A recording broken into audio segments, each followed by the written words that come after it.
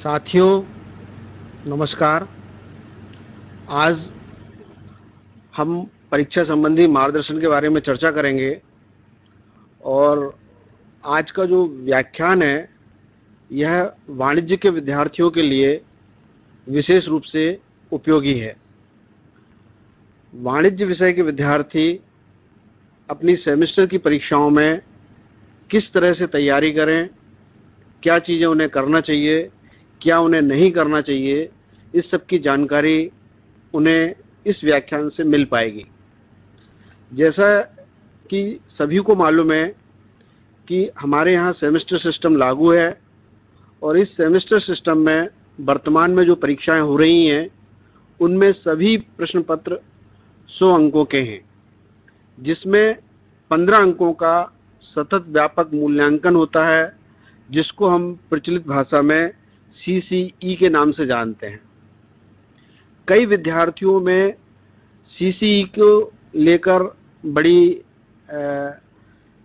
विसंगति सी लगती है या उन्हें ऐसा लगता है कि CCE क्या है, जबकि इसके संबंध में स्पष्ट निर्देश हैं कि प्रत्येक विषय का सतत व्यापक मूल्यांकन में प्रत्येक विद्यार्थी को अपने विषय का अध्यापन करने वाले शिक्षक से संपर्क रहकर आवश्यक रूप से सहभागिता करना चाहिए, क्योंकि यदि कोई विद्यार्थी CCE में शामिल नहीं हो पाया तो वह विद्यार्थी उस प्रश्न पत्र में पास नहीं हो पाएगा, अन्यथा इस प्रश्न पत्र में उत्तीर्ण नहीं हो सकते, भले ही सिद्धांतिक परीक्षा में सहभागिता की है।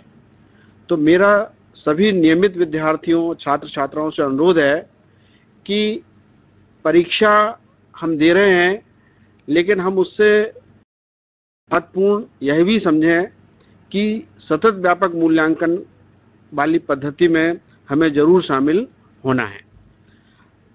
जो हमारे सैद्धांतिक प्रश्न पत्र होता है, जैसे 15 नंबर का सतत व्यापक मूल्यांकन हो गया तो 85 अंक शेष बचते हैं और इन 85 अंकों में हमें 3 प्रकार के प्रश्न परीक्षा में करने होते हैं।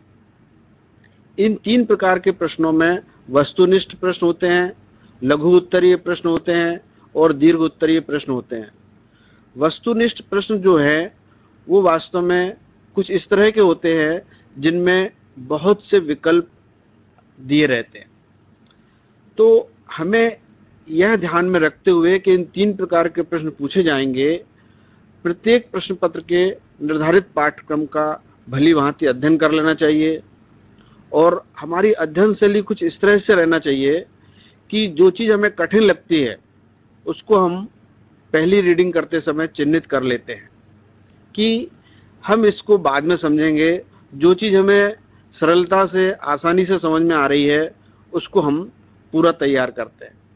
जो जटिल शीर्षक होते हैं या ऐसे टॉपिक किसी भी विषय के हमें लगते हैं कि इनमें कठिनाई है, तो उनके लिए हम कुछ रेफरेंस बुक्स हैं, न्यूज़पेपर हैं, मैगजीन है, इंटरनेट है, इन सब का हेल्प ले सकते हैं।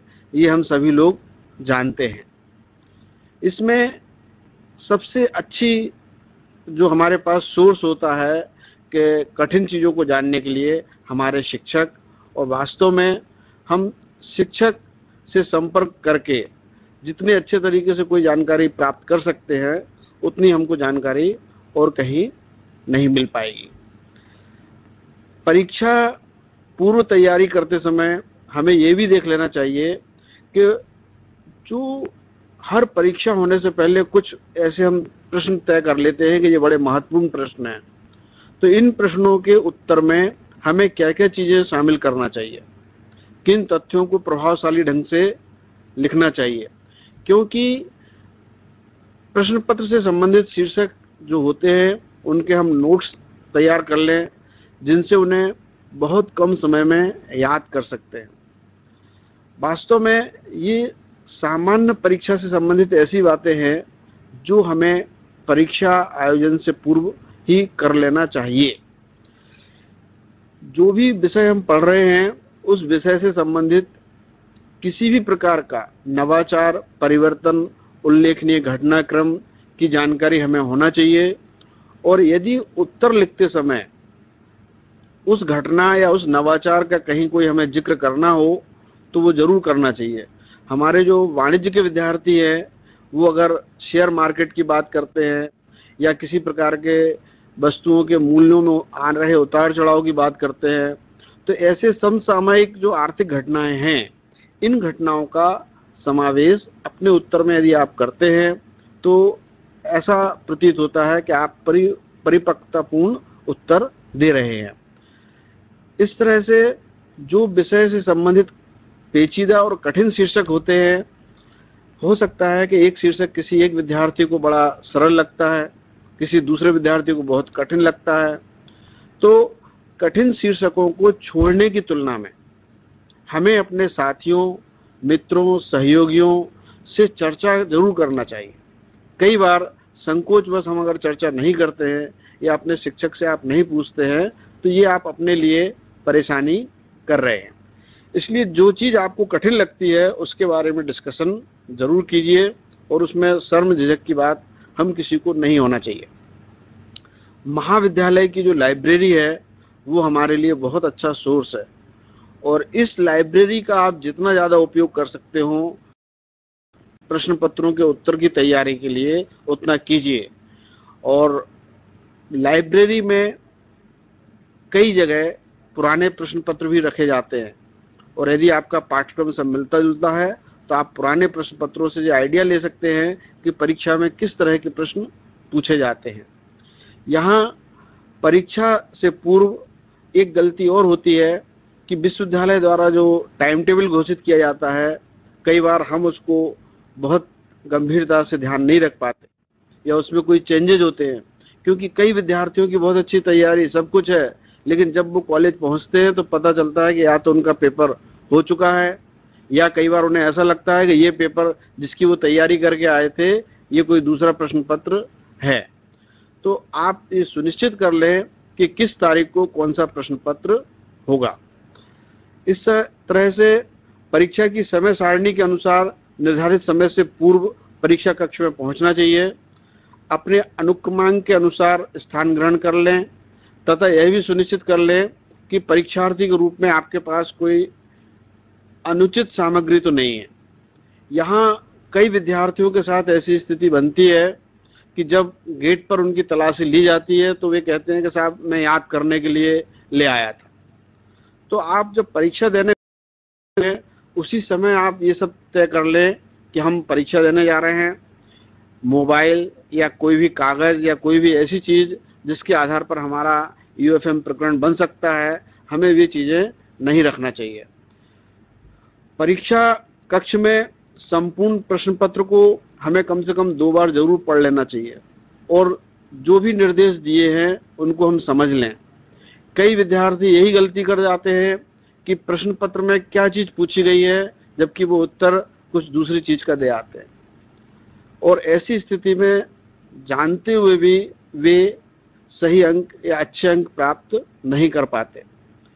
उत्तर पुस्तिका में निर्धारित स्थानों पर आवश्यक पूर्ति करने से पूर्व उसे ठीक ढंग से देख लें, पलट लें, कहीं कटी फटी या विकृत तो नहीं है, अन्यथा आप उसे बदल सकते हैं।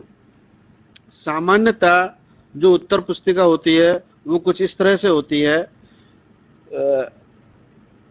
उत्तर पुस्तिका को आप देख लें कि किस तरह से हम उसको उसमें हम नाम या कुछ भी लिखें, तो उससे पूर्व हम उस उत्तर पुस्तिका के लिए देख लें कि कहीं से कटी फटी तो नहीं है। ऐसा तो नहीं कि नाम लिखने के बाद में हमें उसको बदलने की नौबत आएगी, तो वो चीज नहीं होना चाहिए। और प्रश्न पत्र हल करते समय निश्चित रूप से टाइम मैनेजमेंट हमें बहुत ध्यान रखना चाहिए, क्योंकि हमारे पास 3 घंटे का समय रहता है और लगभग 11 प्रश्न होते हैं हमारे पास और सभी प्रश्न हमारे लिए अनिवार्य होते हैं। हमें उसमें ये भी चयन करना होता है कि कौन सा प्रश्न कितनी देरी में करें।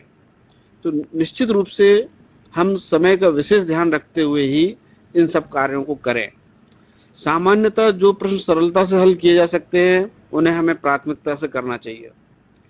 कई बार पूरा प्रश्न पत्र पढ़ के हमें ऐसा लगता है कि ये सब चीजें बहुत सरल हैं, तो जो सरल चीजें आपको लगती हैं, अगर आपका अकाउंट का कोई सवाल आपको ऐसा लगता है कि वो बड़ा सरल है या बिजनेस मैथ्स का या किसी भी स्टैटिस्टिक्स का या कॉस्ट अकाउंट के कोई सवाल आपको ऐसे लगते हैं कि वे सरल हैं, तो आप उनको सबसे पहले कीजिए, क्योंकि जितना सरलता या सरल प्रश्नों के उत्तर आप जितने जल्दी दे सकते हैं, उससे आपका समय आगे बचने वाला है।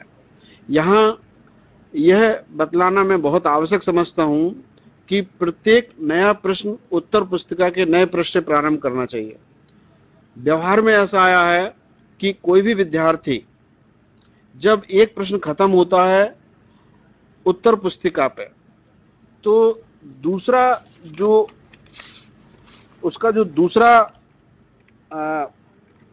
प्रश्न है, वो जैसे हम शुरू अगर पहला प्रश्न यहां से कर रहे हैं उत्तर पुस्तिका पे, तो दूसरा प्रश्न अगर यहां खत्म हो रहा है तो इसके बाद से शुरू कर देता है, जो कि नहीं होना चाहिए।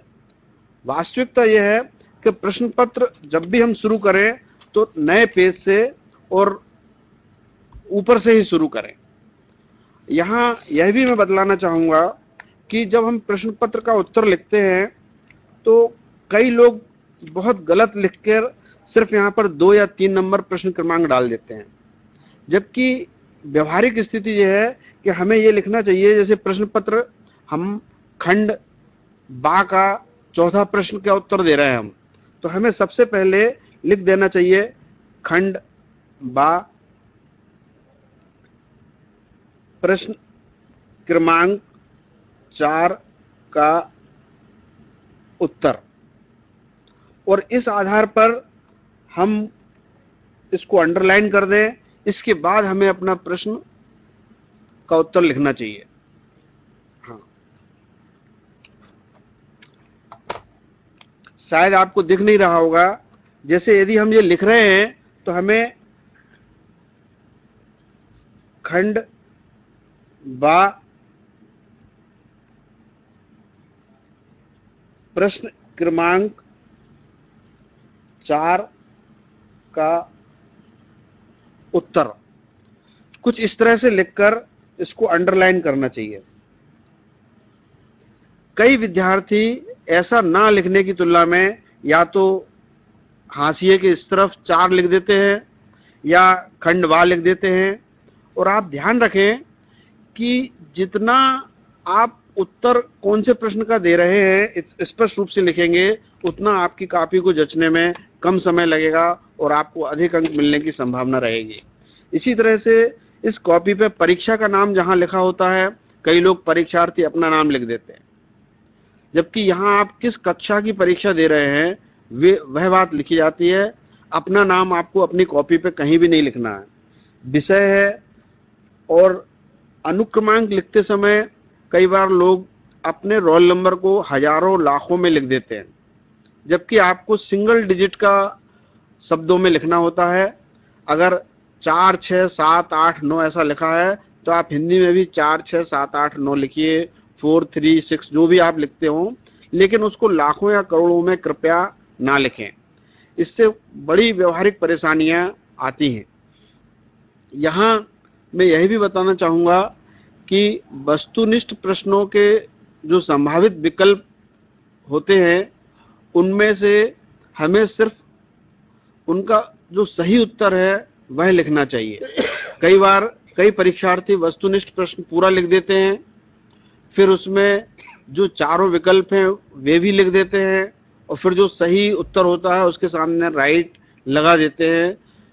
ऐसा करके आप अपना समय खराब कर रहे हैं।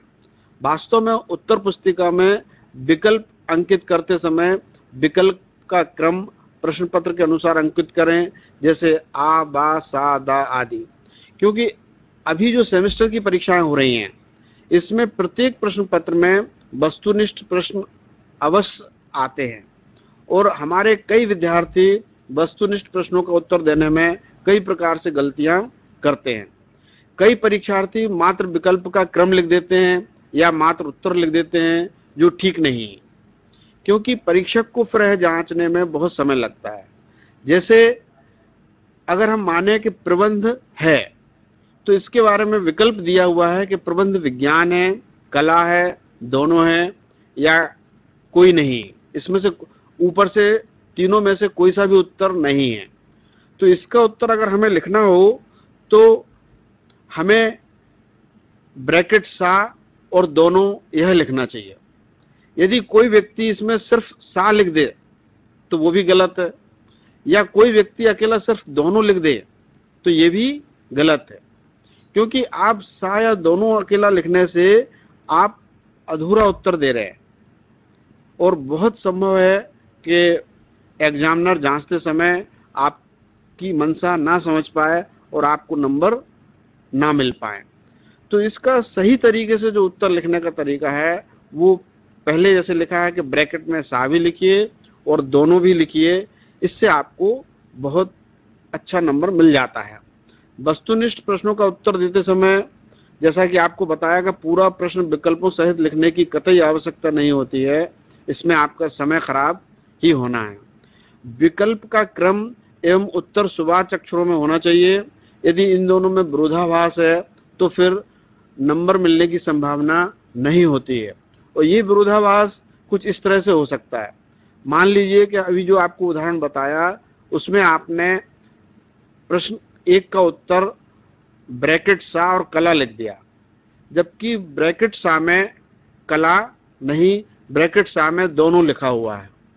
तो आपने ब्रैकेट सा तो सही लिख दिया लेकिन कला जो है वो उत्तर गलत लिखा है, और ऐसी स्थिति में आपकी मंशा क्या है यह परीक्षक को मालूम नहीं पड़ पाती, और उस दशा में आपको नंबर मिलने की संभावना नहीं होगी। सामान्यतः वस्तुनिष्ठ प्रश्नों के उत्तर पुस्तिका के प्रथम पृष्ठ पर ही हमें हल कर देना चाहिए। कारण यह है कि प्रत्येक प्रश्न पत्र में वस्तुनिष्ठ प्रश्नों का पहला क्वेश्चन होता है और परीक्षक भी ये अपेक्षा करता है कि आप इसका उत्तर सबसे पहले दें और उसके लिए पहला पेज ही रिजर्व रखें ताकि त्वरित इस प्रश्न का निराकरण किया जा सके। कई परीक्षार्थी जैसे 10 वस्तुनिष्ठ प्रश्नों के उत्तर लिखना है तो उनमें से पहले 5 के उत्तर लिख दिए, फिर कहीं चले तो 2 या 3 के उत्तर लिख दिए, फिर रिमेनिंग 2 या 3 के उत्तर लिख दिए। यदि आप एक ही प्रश्न के 10 जो उसके सब हिस्से हैं उनके आप अलग अलग उत्तर लिखेंगे तो निश्चित रूप से परीक्षक को जांचते समय परेशानी होगी और बहुत संभावना है कि आपके नंबर भी ना मिल पाएं। वस्तुनिष्ठ प्रश्नों के उत्तर में परीक्षार्थी की मंशा स्पष्ट मालूम होना चाहिए।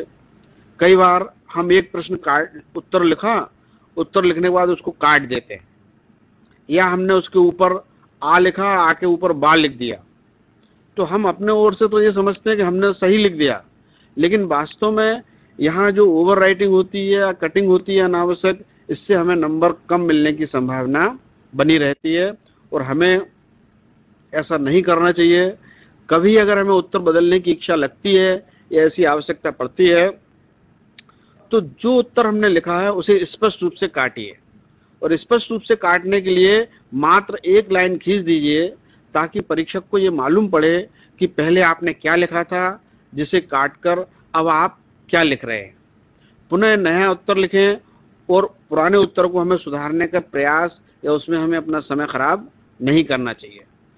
लघु उत्तरीय प्रश्न जो होते हैं इसकी भाषा अत्यंत सारगर्भित होना चाहिए। हमारे प्रत्येक प्रश्न पत्र का लघु उत्तरीय प्रश्न भी एक महत्वपूर्ण हिस्सा होता है।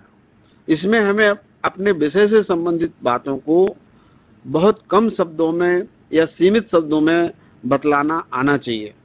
वास्तव में हमारे प्रश्न पत्रों में कई टॉपिक ऐसे होते हैं कि जिनको यदि हमने लघु उत्तरीय प्रश्नों के रूप में पूछा है तो हमें उनके बारे में बिल्कुल सीमित बातें लिखना चाहिए, और अगर उसी प्रश्न को दीर्घ उत्तरीय प्रश्न में पूछा गया है तो उसके बारे में हमें विस्तार पूर्वक लिखना चाहिए।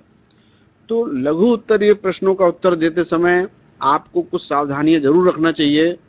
ऐसे प्रश्नों में अनावश्यक भूमिका, उदाहरण या विचारों को दोहराने से हमें बचना चाहिए। कई बार हम एग्जाम्पल लिखने लगते हैं या ऐसी चीजें लिखने लगते हैं जिनका उस उत्तर से दूर दूर तक कोई संबंध नहीं है, सिर्फ हमें अपना कॉपी का पेज भरना है, यह सोचकर अगर हम इसमें समय खराब करें तो ये हमारी गलती होगी। लघु उत्तरीय प्रश्नों में चार्ट, ग्राफ, चित्र इत्यादि का उपयोग हमें तब तक नहीं करना चाहिए जब तक कि इसमें ऐसा स्पष्ट ना लिखा हो। वास्तव में कहा गया है कि चार्ट या डायग्राम या चित्र हमें चीजों को अच्छे तरीके से समझाने में सहयोग करते हैं, लेकिन हमने जब अपना उत्तर सीमित शब्दों में लिख ही दिया है तब फिर अतिरिक्त डायग्राम बनाने में हम अपना समय ही नष्ट करेंगे, भले ही हमें वह आता हो। लेकिन यदि वह चीज दीर्घ उत्तरीय प्रश्नों में है तो इन चीजों का आप उपयोग कर सकते हैं। लघु उत्तरीय प्रश्नों के उत्तर में जब तक स्पष्ट निर्देश ना दिए हों कि इसका ग्राफ बनाकर उत्तर दीजिए या चार्ट बनाइए, तब तक हमें इस काम को ऐसा नहीं करना चाहिए। लघु उत्तरीय प्रश्नों में का बाद में जो दीर्घ उत्तरीय प्रश्न होते हैं, इन दीर्घ उत्तरीय प्रश्नों में भी हमें एक से अधिक बिंदुओं के उत्तर अपेक्षित होते हैं। और वास्तव में ये जो दीर्घ उत्तरीय प्रश्न हैं, दीर्घ उत्तरीय प्रश्न होते हैं जो, इन प्रश्नों में एक से अधिक बिंदुओं के उत्तर अपेक्षित होते हैं। उत्तर की परिपूर्णता को ध्यान में रखते हुए बिंदुओं और उपबिंदुओं में हमें यह उत्तर लिखना चाहिए, क्योंकि दीर्घ उत्तरीय प्रश्न ऐसे उत्तर से संबंधित होते हैं जिसमें हमें विस्तार पूर्वक जानकारी देना है। यहाँ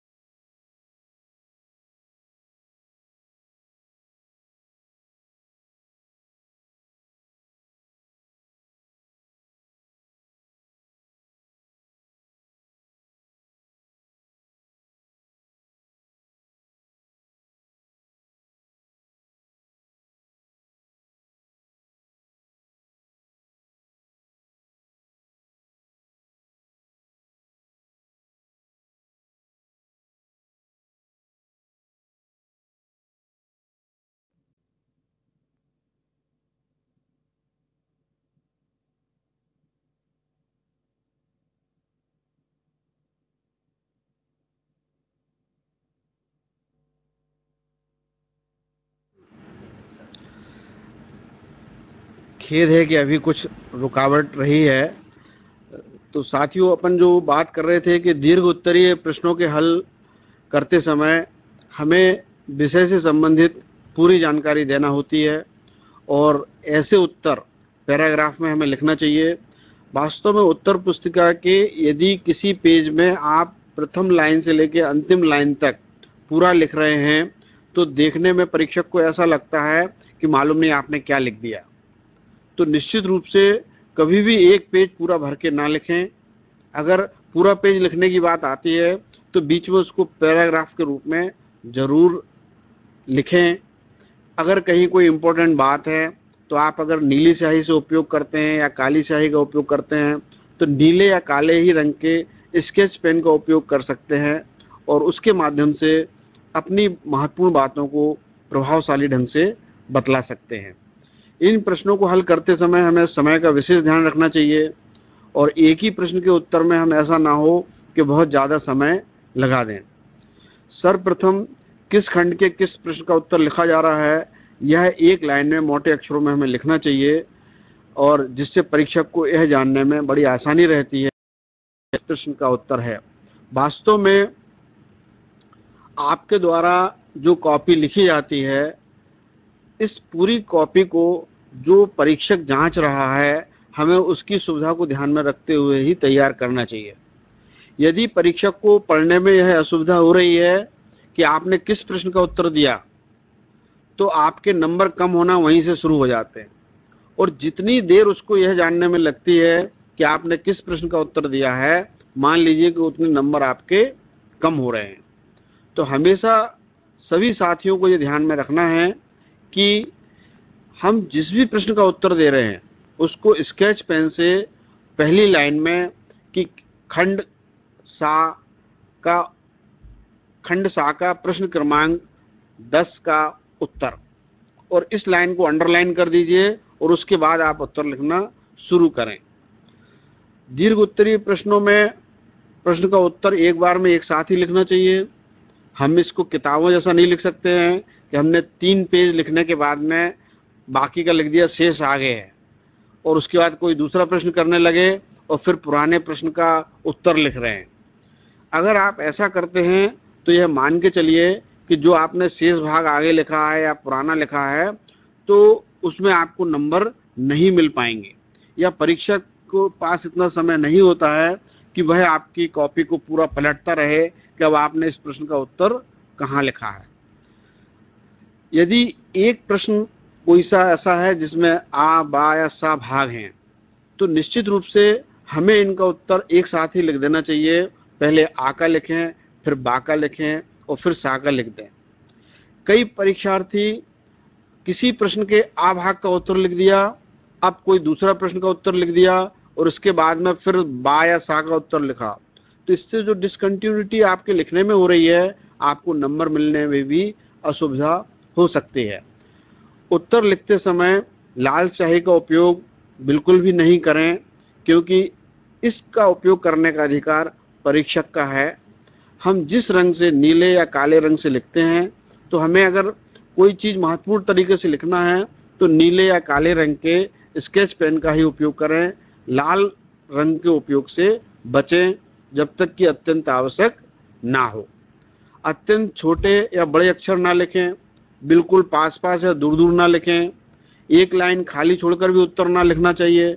कई परीक्षार्थी कापी भरने के चक्कर में एक लाइन लिखने के बाद में एक लाइन छोड़ देते हैं, फिर लिखते हैं, जो बिल्कुल गलत है। और कई बार हम कुछ ऐसी शब्दावली का उपयोग करते हैं जिसके कई अर्थ होते हैं या बहुत कठिन शब्द हैं, तो ऐसे शब्दों का उपयोग, ऐसी भ्रमित करने वाली चीजें भी ना लिखें, इससे आपको नंबर कम मिलते हैं। उत्तर पुस्तिका में वर्तमान में सभी में हाशिया पूर्व से अंकित रहता है।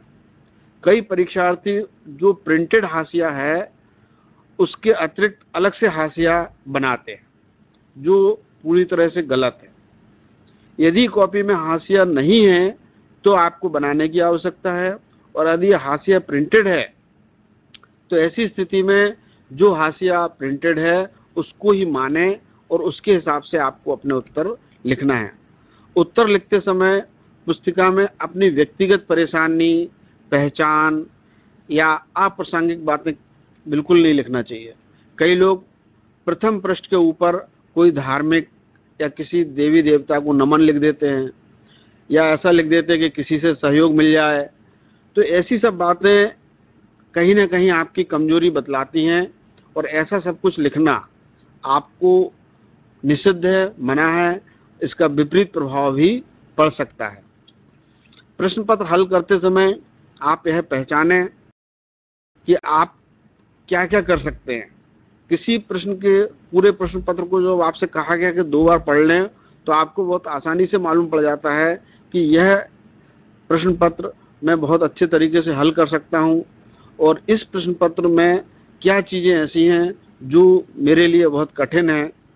जो कठिन चीज़ें हैं उनको छोड़ दीजिए या उनके लिए बाद में विचार कर सकते हैं, लेकिन जो सरल चीज़ें हैं उनको आप आसानी से लिखें और शीघ्रता से लिखें। ऐसे प्रश्नों के उत्तर से प्राथमिकता से लिखे जाना चाहिए जिनका प्रस्तुतिकरण आकर्षक हो और विषय की परिपूर्णता पूर्ण हो।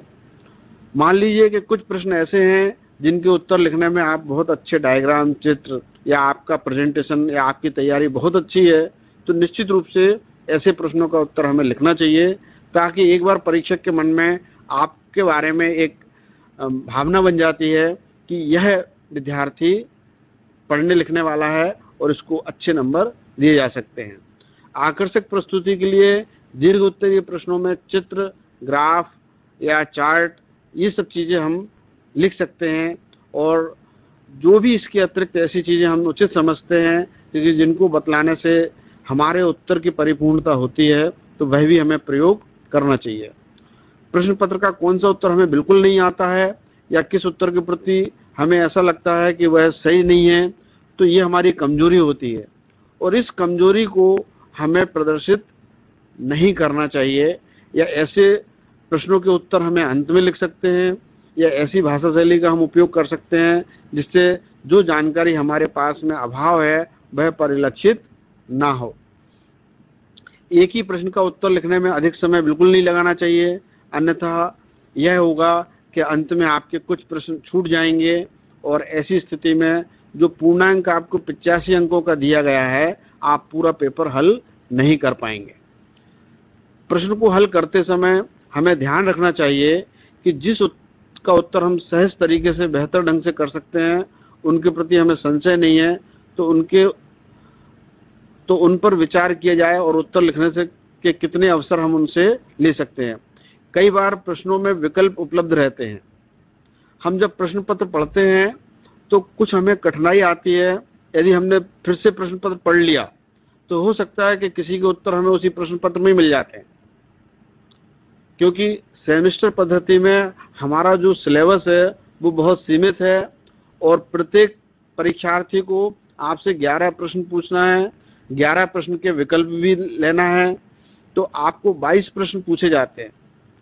तो बहुत संभव है यदि आप निराश होने की तुलना में फिर से अपना पेपर पढ़ें, और हो सकता है कहीं ना कहीं आपको कुछ ऐसा क्लू मिल जाए कि जो प्रश्न आपको नहीं मिल रहा है, नहीं आ रहा उत्तर, उसका उत्तर मिल सकता है। यदि कोई प्रश्न प्रथम बार पढ़ने में कठिन लगता है तो उसे निश्चित रूप से एक से अधिक बार पढ़ने की प्रयास करना चाहिए, और उसके वैकल्पिक उत्तरों को हमें तलाशना चाहिए। जैसा कि आपको बताया कि कई बार ऐसे भी अवसर होते हैं कि किसी प्रश्न का उत्तर का संकेत उसी प्रश्न पत्र के किसी भाग में मिल जाता है, और ऐसे अवसरों का हमें लाभ लेना चाहिए। लेकिन उत्तर पुस्तिका में कभी भी आप असत, मनगढ़ंत और भ्रामक जानकारी ना लिखें।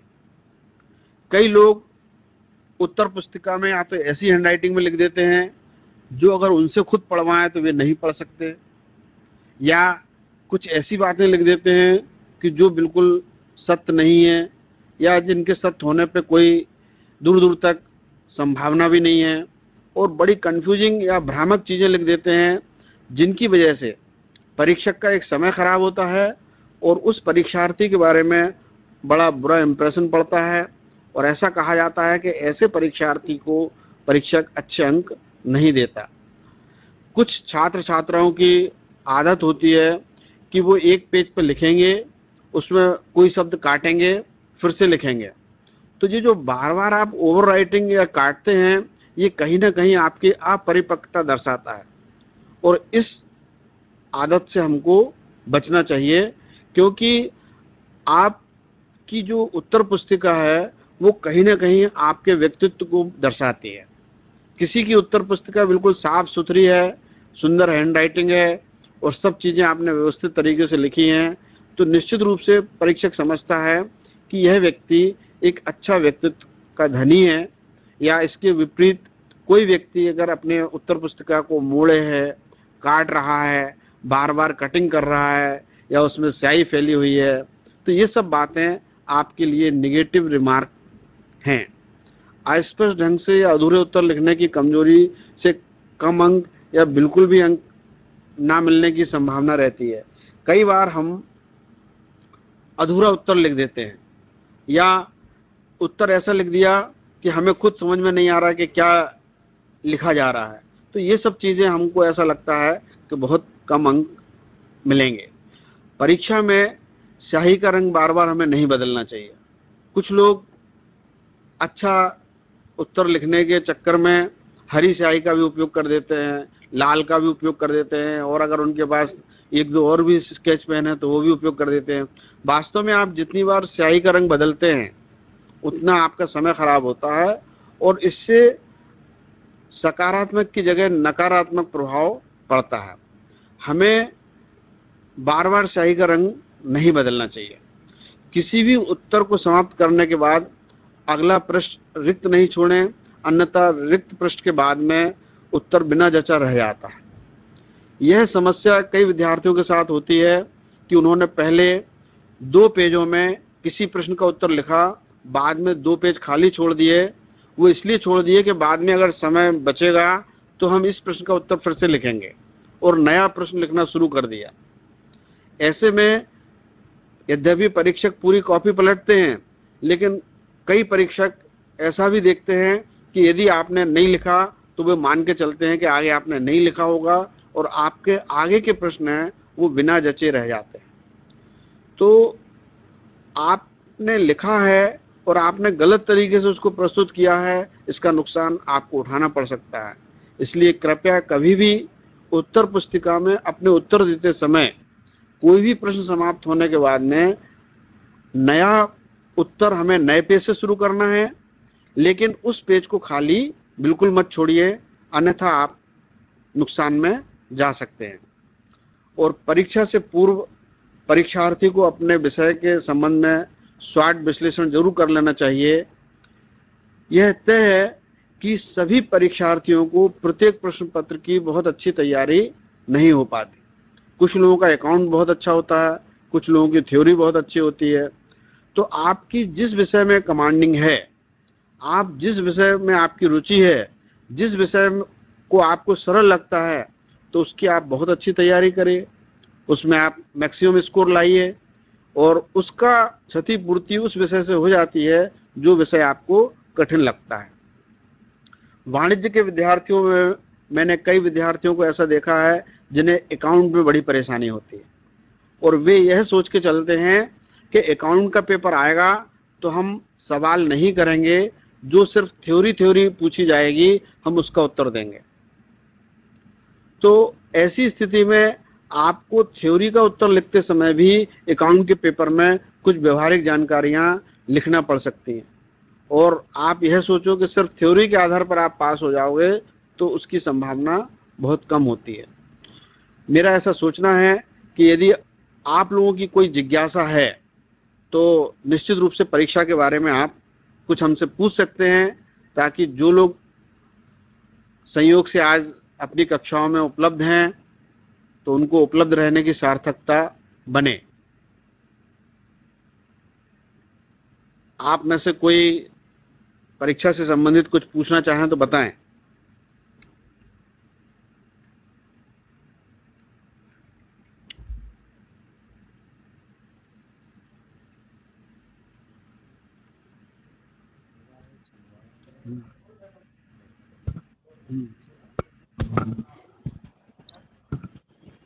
नमस्ते सर, पुष्पेंद्र चतुर्वेदी, शासकीय छत्रसाल कॉलेज पन्ना। सर मैं ये पूछना चाहता हूँ कि ये प्राइवेट कंपनी की में सदस्यों की संख्या कितनी है और इसमें क्या इन्वेंट हुआ है? प्राइवेट कंपनी में क्या इन्वेंट हुआ है? क्या इन्वेंट हुआ है? सदस्यों का संशोधन क्या हुआ है? सदस्यों की संख्या कितनी है? देखिए, प्राइवेट कंपनी जो होती है वो आप ये कंपनी अधिनियम से संबंधित बात है आपकी। Yes sir. ठीक है ना? तो इसमें जो न्यूनतम सदस्य संख्या जो आपकी दी गई है वो 2 दी हुई है। अब प्राइवेट कंपनियों में यह भी, हमने जब आपको कंपनी अधिनियम से संबंधित एक प्रश्न एक क्लास ली थी, उसमें हमने आपको बताया था कि निजी कंपनियां एक तो इस तरीके की होती हैं कि जो जनता को शेयर इशू करती हैं, और दूसरी ऐसी होती है जो किसी परिवार के सदस्यों के पास ही शेयर होते हैं उनके, है ना? तो इसमें जो सदस्यों की संख्या न्यूनतम रहती है, और ऐसे अभी अपन जो चर्चा कर रहे हैं वो एक्चुअल में परीक्षा से संबंधित बात कर रहे हैं। हम जो आप प्रश्न कह रहे हो ये आपका कंपनी है ये।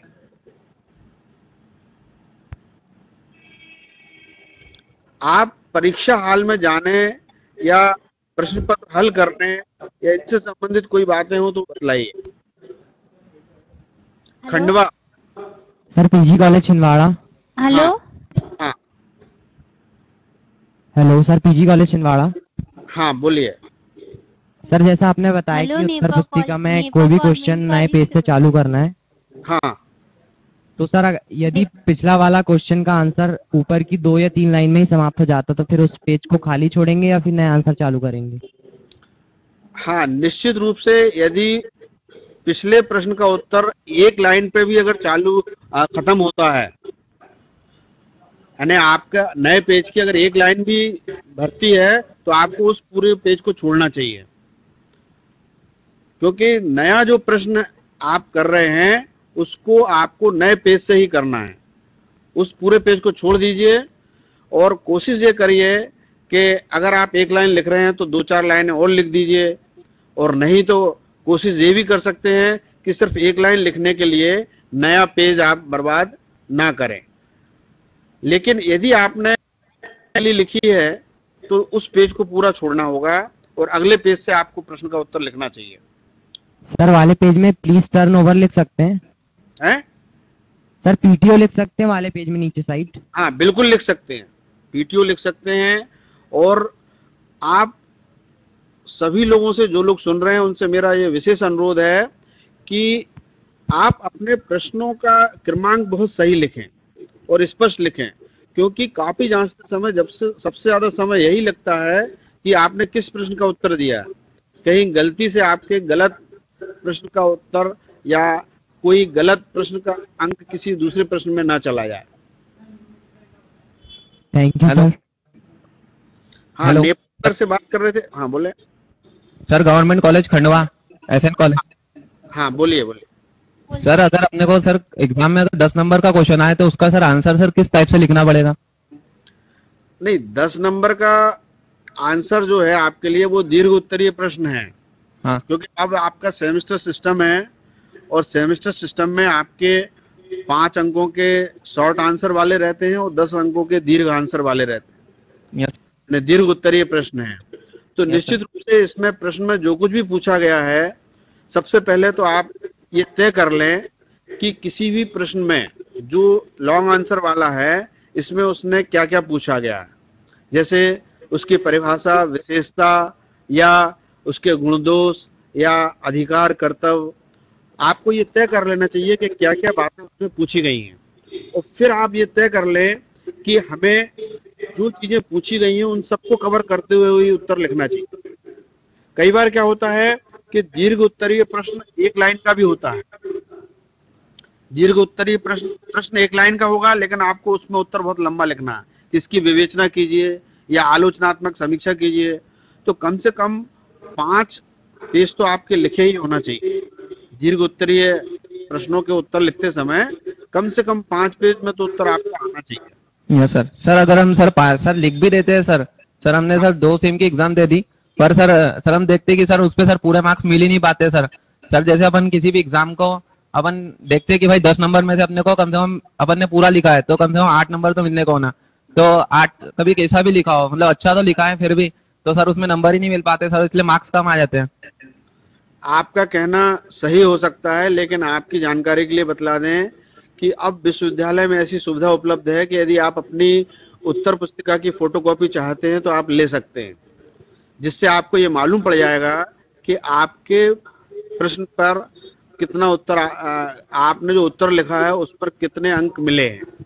दूसरी बात कि जो प्रश्न का उत्तर आप लिख रहे हो उसमें अंक इस बात पर भी आधारित होते हैं कि आपने उत्तर किस तरीके से दिया है। कई लोग सीधा लिखते जाते हैं या कई लोगों की हैंडराइटिंग ठीक नहीं होती है। अगर दीर्घ उत्तरीय प्रश्न है तो उसमें हमें कुछ इस तरह से नहीं लिखना चाहिए कि पूरे पेज ऐसे भरे हुए लगे या पढ़ने में बोरिंग लगे। उसमें कहीं कोई डायग्राम या चार्ट की जरूरत है, पैराग्राफ की जरूरत है या पॉइंट की जरूरत है, तो वो सब हमें व्यवस्थित तरीके से लिखना चाहिए। और यदि आपने सब कुछ अच्छे तरीके से लिखा है और फिर भी आपको उत्तर सही अंक नहीं मिले हैं तो निश्चित रूप से आपको इस सुविधा का लाभ लेना चाहिए कि आप अपनी कॉपी देख सकते हैं, इसकी फोटोकॉपी प्राप्त कर सकते हैं। सर और ऑब्जेक्टिव आते हैं तो सर ऑब्जेक्टिव में कभी कभी सर जैसे रॉन्ग आंसर आ जाते हैं, तो फिर सर उनके लिए क्या करना पड़ेगा? देखिए, रॉन्ग आंसर अगर आ रहे हैं, जो अगर आपके प्रश्न पत्र में ही रॉन्ग आंसर प्रिंटेड हैं, यस सर। तो निश्चित रूप से आपको ऐसे आंसर के लिए एक रिप्रेजेंटेशन तैयार करके विश्वविद्यालय पहुंचाना चाहिए कि इस प्रश्न पत्र में इस प्रश्न के जो ये विकल्प दिए हुए हैं, ये विकल्प गलत दिए हैं। तो ऐसे प्रश्नों को, उसमें जिस भी विद्यार्थी ने ऐसे प्रश्नों के उत्तर दिए हों, इसके बारे में परीक्षक को जांचते समय इंस्ट्रक्शन मिल जाते हैं कि इसको या तो पूरे नंबर दे दिए जाएं या उसके नंबर को काटा नहीं जाए, जो भी उत्तर लिखा है वो माना जाए। सर तो उसके लिए सर क्या करने को ना, अगर अपन 4 में से कोई भी आंसर कभी टिक कर देते हैं या फिर अपन नहीं भी करें, तो अगर अपने को मार्क्स मिलेंगे कि नहीं मिलेंगे? नहीं, देखिए, हो सकता है कि आपकी जानकारी सही नहीं हो, आपको ऐसा लग रहा है कि इसका उत्तर गलत है, लेकिन जब तक आप उसका रिप्रेजेंटेशन नहीं भेजते हैं, जब आप रिप्रेजेंटेशन भेजते हैं तो उसके बाद में स्थिति ये होती है कि उसको जो सब्जेक्ट एक्सपर्ट हैं वो उस चीज को देखते हैं, वो पहले इस बात की पुष्टि करते हैं कि आप जो कह रहे हो वो सच है कि नहीं है। यदि आपकी बात में सत्यता है तो वो विद्यार्थियों के हित के निर्णय लेते हैं, उसमें कोई भी विद्यार्थी का नुकसान नहीं होने देते हैं। लेकिन आप कोई बात ऐसी कह रहे हो जो सच नहीं है, तो फिर उसके लिए तो कोई बात नहीं। ठीक है सर। और सर लास्ट ईयर के सर क्वेश्चन पेपर सर पढ़ने को होना कि नहीं सर, उनकी स्टडी करने को होना कि नहीं, जैसे लास्ट ईयर एग्जाम हुई है उसकी? निश्चित रूप से ये सामान्य नियम है कि प्रत्येक परीक्षा के बाद में प्रश्न पत्र का एक सेट आपकी लाइब्रेरी में होना चाहिए। अगर नहीं है तो आप निवेदन करके ऐसा व्यवस्था अपने कॉलेज में करा सकते हैं। और वो जो प्रश्न पत्र होता है वो अनसॉल्व्ड पेपर के नाम से बाजार में भी बिकता है और आप अपनी लाइब्रेरी से भी प्राप्त कर सकते हैं। उसको देखने पर आपको ये मालूम पड़ता है कि किस तरीके के प्रश्नों को पूछा जाता है, या पिछले वर्ष सिलेबस में से क्या पूछ लिया गया है, अगले वर्ष या इस वर्ष क्या पूछा जाएगा। जो भी पेपर सेटर होता है उसके पास में पिछले वर्ष का प्रश्न पत्र पहुंचाया जाता है और उसके आधार पर उसे तैयार करना होता है। तो सामान्यतः जो चीजें पिछले साल पूछ ली गई हैं, उनके अलावा जो चीजें नहीं पूछी गई हैं उनको हम लोग लिखते हैं, पेपर सेट करते समय उनका उपयोग करते हैं। ठीक है सर, थैंक यू सर। धन्यवाद। Hello hello, sir, PG college Chhindwara. Nepanagar. हाँ, नेपानगर बोलिए, नेपानगर। हाँ सर, वो हमको एक क्वेश्चन पूछना था। हाँ कि मतलब एक क्वेश्चन लिखते हैं और फिर मतलब वो जब याद नहीं आता तो थोड़ा पेज छोड़कर अगर अगले पेज पर अगला क्वेश्चन लिख देते हैं, और अगर हाँ। लास्ट में टाइम नहीं बच रहा है और अगर वो क्वेश्चन याद भी नहीं आ रहा है तो जो नीचे लाइन छोड़ी अगर उसको ऐसे कट कर देते हैं नीचे की खाली वाली जगह को, तो फिर क्या वो आंसर भी कट जाता है? नहीं, वो आंसर तो नहीं कटेगा, लेकिन आप जो खाली कॉपी आपने छोड़ी है उस पर आपको आड़ी लाइन खींचकर, सिर्फ एक ही लाइन खींचना चाहिए और उस पर आप पीटीओ जरूर लिख दीजिए। उससे परीक्षक को ये मालूम रहता है कि इसके आगे भी कुछ लिखा हुआ है। वैसे ऐसी प्रैक्टिस से आपको बचना चाहिए कि आपने किसी प्रश्न का उत्तर लिखा और बीच में आप भूल जाएं। अगर यह बात आप करते हैं तो ये गलत है। आपको एक प्रश्न का उत्तर लिखना है तो पहले पूरी तरीके से उसका उत्तर लिखिए, नहीं तो इसमें बहुत संभावना होगी कि आपका अगला प्रश्न जचे बिना रह जाएंगे। Thank you sir, PG college Chhindwara. हाँ सर, उत्तर पुस्तिका के फर्स्ट पेज में जो जानकारी लिखी जाती है हाँ और उसके नीचे से आंसर लिखने के लिए चालू किया जाता है, तो सर उसके नीचे और जस्ट पीछे वाला पेज खाली छोड़ा जाता है या फिर वहीं से आंसर लिखा जाता है? बिल्कुल, आप ये मान के चलिए कि उत्तर पुस्तिका का प्रथम पृष्ठ जो प्रिंटेड रहता है, जिसपे आपको अपना रोल नंबर लिखना होता है और उसके इंस्ट्रक्शन लिखे रहते हैं, उस पेज के पीछे आपको कुछ भी नहीं लिखना।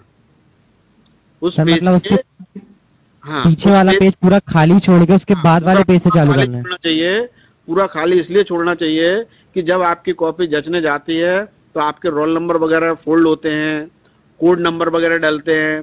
तो ऐसी स्थिति में जो प्रिंटेड पेज है जहां आपने रोल नंबर लिखा है, उस पेज के पीछे वाला पेज आपको बिल्कुल खाली छोड़ना चाहिए और उससे अगले पेज से आपको लिखना शुरू करना चाहिए। जी सर, थैंक यू सर। और किसी का कोई प्रश्न? हाँ, चलिए, आशा है आज के जो बातचीत हुई है इससे आप लोगों को कुछ परीक्षा में हेल्प मिलेगी और निश्चित रूप से आप सभी लोग परीक्षा में अच्छे अंक प्राप्त करें और जो आज आपको बातें बतलाई हैं इनका उपयोग करें, आपको अच्छे अंक मिलें, ऐसी हमारी शुभकामनाएं। Hello, the best. Sir thank you sir, thank you.